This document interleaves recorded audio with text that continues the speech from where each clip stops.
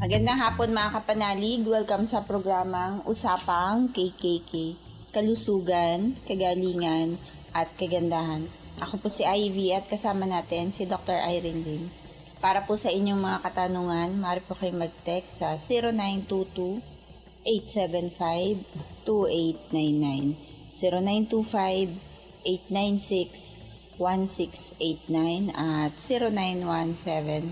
0917-810-6169. Para po sa may mga YouTube at Facebook, pwede nyo pong hanapin si Doc. Type nyo lang po ang Dr. Irene Lim. Magandang hapon, Doc. Magandang hapon po muli sa inyong lahat at welcome po sa ating talakayan sa Usapang KKK.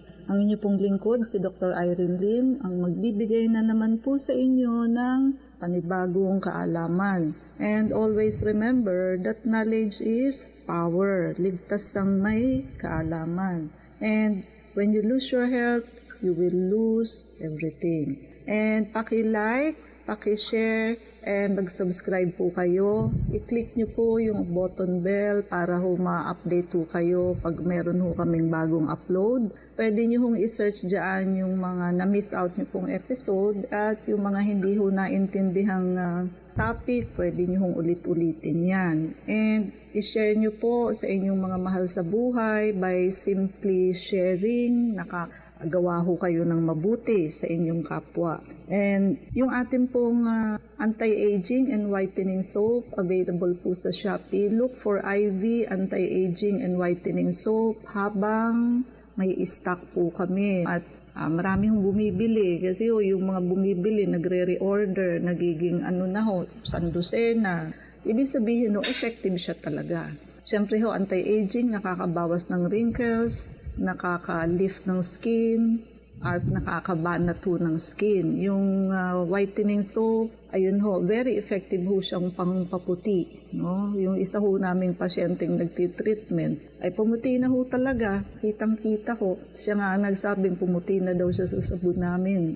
And hindi ho siya nakaka-dry ng skin. So karamihan ho kasi ng whitening soap, super nakaka-dry ng skin. Gawin nyo na ho itong pang-regalo sa inyong sarili at kahit ho sa simpleng soap man lamang po ay may pang-regalo ho kayo sa inyong sarili. So syempre iba ho yung may ginagamit kayong something special, hindi ho yung ordinaryong mga bactericidal soap kasi nakaka-dry ho talaga. Yung mga hindi naman marunong mag-order sa Shopee, so send us your name, address, and cellphone number. Kami ang mag-o-order sa Shopee para sa inyo. And ayun nga lang wag mag-joke time o wag magpa-prank. So kailangan nagpa-order kayo sa amin, i-receive nyo po. Pagka hindi nyo ni-receive yung in-order niyo, bablock na namin kayo. Hindi na namin kayo pa-o-orderin uli. So, wag po ganun So, we are doing goodwill para sa inyo. Wag na samahan ng kalokohan. Marami tao ang minsan wala magawa. Hindi busy. May time pa sa kapwa. And yung atin promo package. So, samantalahin nyo i-take advantage na extended po ang ating promo package. Still, yung ating pong detox, naka-buy 2 plus 1. If you buy 2 detox, libre ang isang vector scan or 1-day blood cleansing. Or if you buy 1 detox and 1-day blood cleansing, free nyo ang vector scan. And para sa mga gustong bumata, lumakas, gumanda, you will feel several years younger with our anti-aging protocol. You will feel and look 5 to 10 years younger So, i-try nyo po ang ating anti-aging. So, now is the time para mag-anti-aging. Hindi yung pagka-uugod-ugod na po kayo. You cannot buy age. So, para yung mga anak ninyo, magmukha kayong magkakapatid lamang. Ayaw nyo ba nung ganun? So, if you buy or prepaid 5 session, libre na yung pang-anim. So, 5 plus 1. And yung atin high-dose vitamin C, so makukuha nyo siya sa discounted amount. So, habang naka-promo package pa siya. Now, ang atin vector scan, it catches the body before the onset of diseases. Wala pa kayong sakit, normal pa ho ang mga laboratory test ninyo, wala pa ho kayong symptoms, sasabihin niya na ho sa inyo kung ano yung sakit ninyo or upcoming sakit. So, nakaka-detect ho ito ng mga mikrobyo, bacteria, virus, fungus, protozoans like amoeba, and parasite. Lalo na ho yung mga na-amoeba na ho dati. So, lalabas pa rin ho ang amoeba kung yung mga eggs. So, hindi ho kasi namamatay lahat ng eggs niyan. And sometimes ho, pag bumalik yan sa inyo, nagiging liver abscess po. Now, yung mga blood cleansing ho natin tulad ng ultraviolet, laser, ozone, high-dose vitamin C, kakapatay ho yan ng eggs ng amoeba. Wherein hindi ho siya napapatay ng natural na metronidazole, which is anti-protozoan. And pati ho allergens and chemicals inside your body since birth, lalabas niya ho lahat yan. So yung may mga allergies, yan, lalabas ho lahat ng allergens ninyo. And yung may mga lahi po ng cancer, so siyempre ho may agam-agam kayo na baka kayo ang susunod na magka-cancer sa pamilya. So makikita na ho natin ahead of time. So may time pa ho tayo para tanggalin yan. And yung may mga lahi ho ng diabetes, so yan po ay sasabihin na agad ni vector scan, wala pa kayong diabetes. Nauuna ho siya. And yung may lahi ng stroke and heart attack, makikita na ho natin kung barado ang circulation ninyo. And i-protocol din ho tayo para sa mga barado ang circulation. So, medyo wala ho siyang radiation, more than 90% ho ang accuracy niya, and the result is not subjective. So, Russian technology po ito. Ang atin naman hong detox, nililinis ho nito yung mga basic organs natin sa katawan, tulad ho ng colon, which is the garbage organ inside the body, liver and gallbladder, which is the root cause of almost all diseases, the kidney, it removes germs and chemicals inside the body. So, gawin nyo na ho itong change oil para sa sarili ninyo. Di ho ba ang sasakyan ideally every 3 months, change oil para ho hindi kumatok ang makina. Same thing with our body. Ideally ho, ang detox and blood cleansing program every 3 months so, and vector scan twice a year. So, kailangan ho, yung loob ng katawan natin ay nalilinis para ho, hindi tayo magkakasakit. And imposible hong sa loob ng ilang taon, hindi ho tayo magkasakit. But if you always do detox and blood cleansing, so marami ho itong sickness na mape-prevent. And sabi nga natin, health is the best investment. So, mas cost-effective pa rin ho yung mag-health prevention kayo kaysa ho yung magkasakit kayo at ho, yung mga inipon-ipon ng pamilya for several years, isang labasan lang ho yan sa ospital.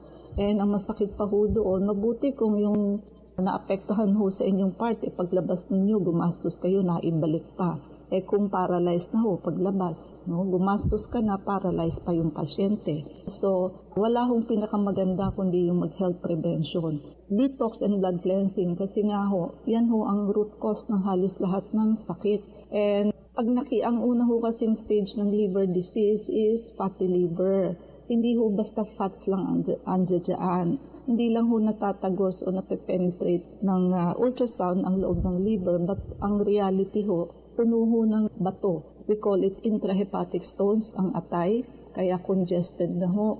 Malalaglag ho sa apdo, and mababago ho ang pangalan, magiging gallstone. But it is the same stone. It is the same intrahepatic stone. Paglaglag ho sa gallbladder, iba na ho ang tawag, gallstone, no? So, pagka ho marumi na ang loob ng liver and gallbladder, hindi na ho yan masyadong nakaka-filter ng lahat ng minemetabolize niya, no? So, lusot na lang ho ng lusot yan.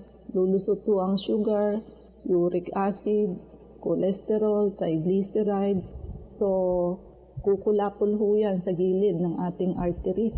So, magiging atherosclerosis. And tandaan nyo ho, ang cholesterol, kahit ho hindi na kayo tumikim, even a single drop of fat, yan ho ay hindi nyo ho yan maibababa. Dahilan sa 2/3 ng cholesterol ninyo nanggagaling ho sa liver. Only 1/3 ang galing sa diet. Unlike triglyceride, 99% comes from diet. So pagka ho yan ang bad, ibig sabihin, talaga hong bad ang eating habit ninyo. No? So talagang kumakain kayo ng mga fatty foods. And blood cleansing program, nakaka-hydrate po. Karamihan ho sa tao, pag nag-iedad, na po siya, dehydrated. Usually chronic dehydration. Yun ho bang pa-araw-araw, hindi ho nako-comply yung water requirement. So naiipon ho yung dehydration. So again, weight in kilos times 50 divided by 250, makukuha niyo ho ang numero kung ilang basong tubig kayo sa isang araw. And at saka ang cells ho natin kapag may edad na, na ho siya, para na hong pasas, hindi na ho siya parang grapes. So, pagka ganun ho na medyo kuluntoy na ang cells, hindi na ho yan nakaka-hold ng water kasi kulang na ho yan sa electrolytes. So, kailangan ho niya ng electrolytes para ho yan maka-hold ng tubig. Plus the fact that pag may edad na po, hindi na ho masyadong nauuhaw. Kasi ho, yung thirst centers of brain, hindi na ho masyadong na-stimulate. So, aside from nahahydrate po ang ating katawan, nalilinis ho yung mga toxins sa blood. So, ang blood ho natin, malapot yan pagka ho marumi. So, yung mga toxin ho, pag naalis, which is germs and chemicals, gaganda ho ang circulation kasi lalabnaw ho yung quality ng blood. And ang bitbit ho ng blood is what? Oxygen and nutrition. Now, ang need ho ng katawan natin is 7 times delivery in an hour. But, pagka ho marumi ang blood, so malapot ho siya, sticky, sabihin ho natin hindi niya maibibigay yung 7 times delivery kasi ho yung dinadaanan maraming atherosclerosis. Tapos yung blood na dumadaan sticky. So mabagal ho ang andar niyan. So hindi ho nami-meet yung need na 7 times. So magkakasakit ho kung ano yung weakest organ sa katawan. Kasi ho yung demand 7 times, ang delivery ho ng oxygen and nutrition 3 to 4 times lamang.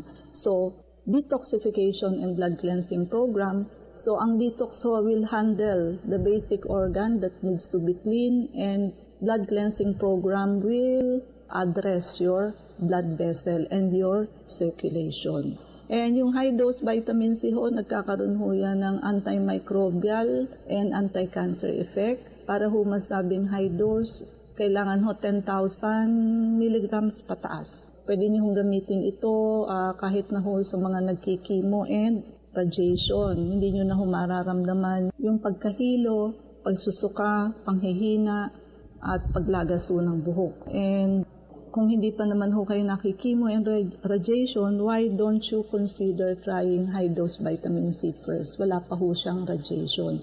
And may iba pa ho tayong anti-cancer protocol. And we will also educate you on the do's and don'ts of cancer. And pati ho kasi yung gamat, root cause, and yung microscopic cancer cell na nakapila from the 1st year to the 7th year, matatanggal po yun.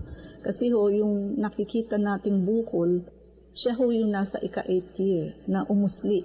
Pero tanggalin man ho natin yan, i-chemo, i-radiation, may uusli pa rin ho. May magme-metastasize and recur, which is mauuna ho yung nasa ika-7th year, susunod yung 6th year, 5th year, 4th year, 3rd year, hanggang ho sa 1st year. At may susunod na naman ho sa 1st year, gagawa na naman ho ng panibagong cancer cell, yung 3 root cause, which is the parasite, the fungus, and the isopropyl alcohol. So, wala hong katapusan. Kaya dapat yung root cause ina-address and yung microscopic cancer cell ina-address para wala hong balikan. Walang recurrence, walang metastasis.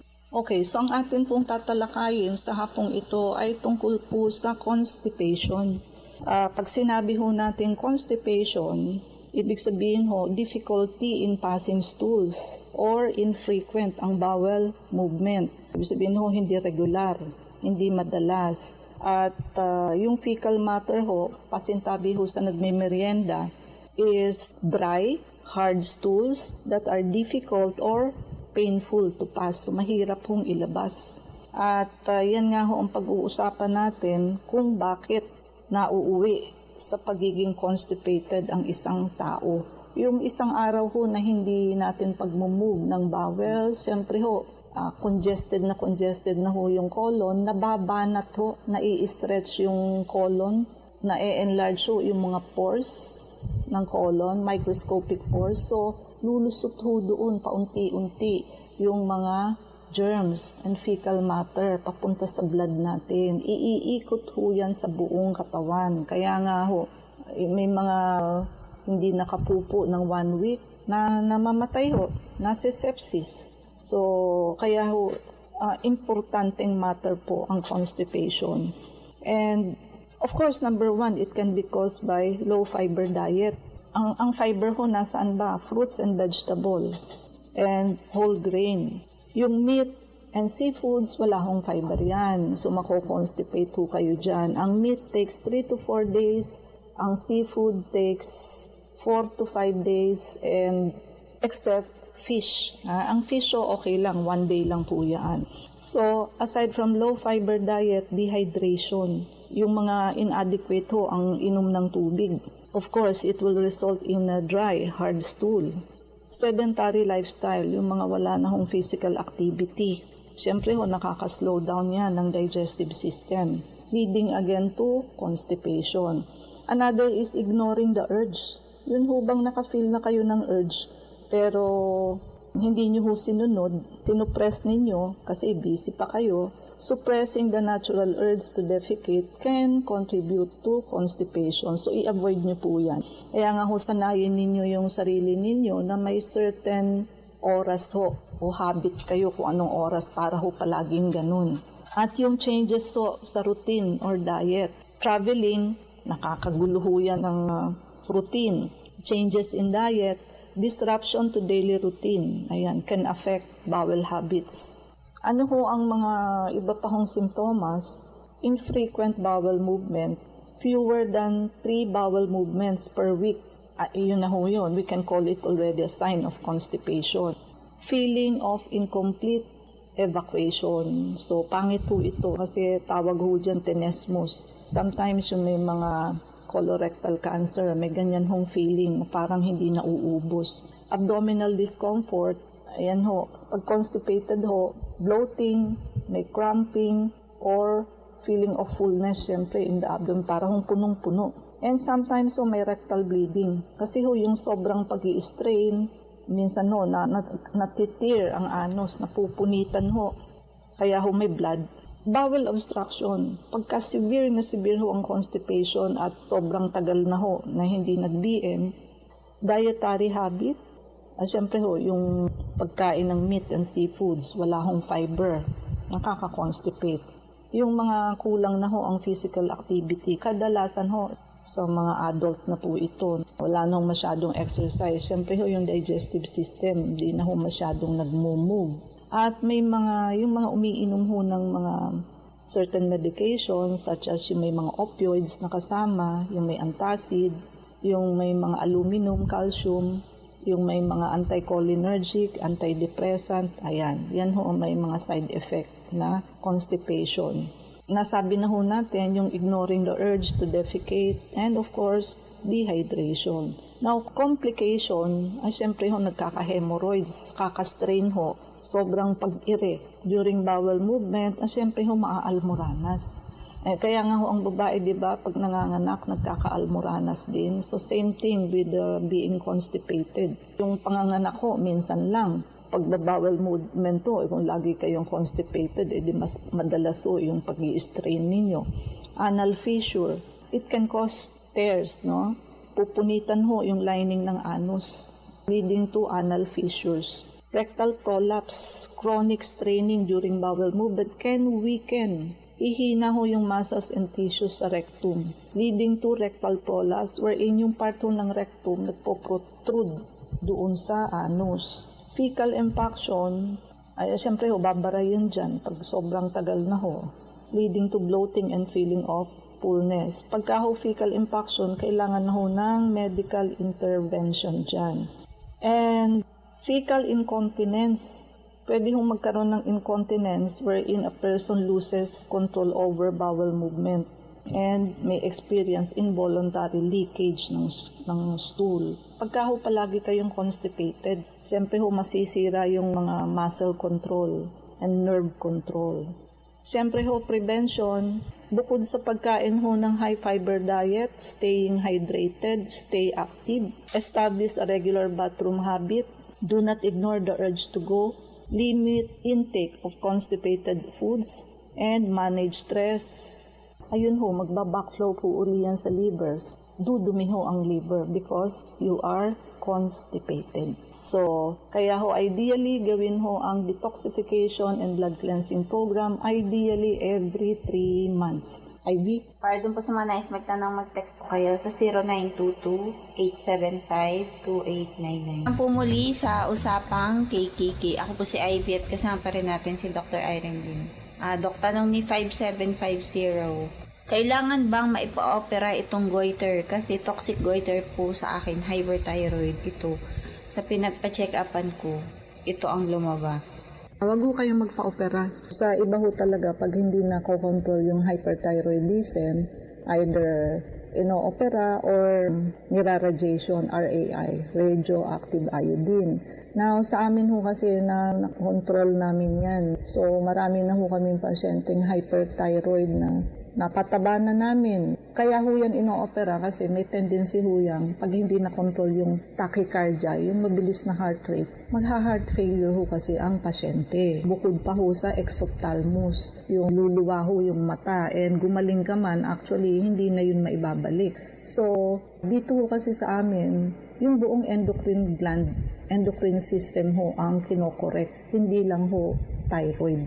Kaya ho, mas maganda siya. Hindi pa huhuli ang lahat, no? So habang hindi pa ho nadadamay ang puso ninyo at hindi pa ho lumuluwa ang mata, palista na ho kayo ng check-up sa amin. Basta ang advice ko, huwag kayong magpa-opera. But kung hindi ho kayo magpapa-opera, kailangan ho gamutin din yan. So kailangan ho pumunta kayo sa amin. Baka naman ho hindi nga magpa-opera, tapos hindi naman ho nagpagamot sa amin. Magpagamot sa amin dahil marami na ho kaming cases na ganyan.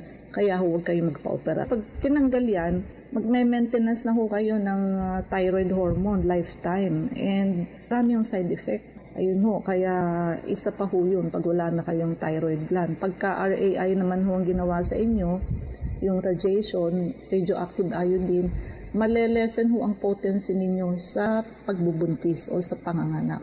Ang tayong oras, mangyari po lamang na kayo magpalista kung kayong papacheck up. So Unit 1101, Clinica Medica 101, Centuria Medical Makati, Salamanca Street Corner, Kalayaan Avenue, Makati City. So ang landmark ho natin is along Makati Avenue, yung corner General Luna Street. Everyday ho bukas ang clinic, pati na rin Saturday and Sunday, and even holidays. Kailangan lamang ho magpalista kayo ahead. Ivy? Pwede po kayong tumawag sa 546-9412,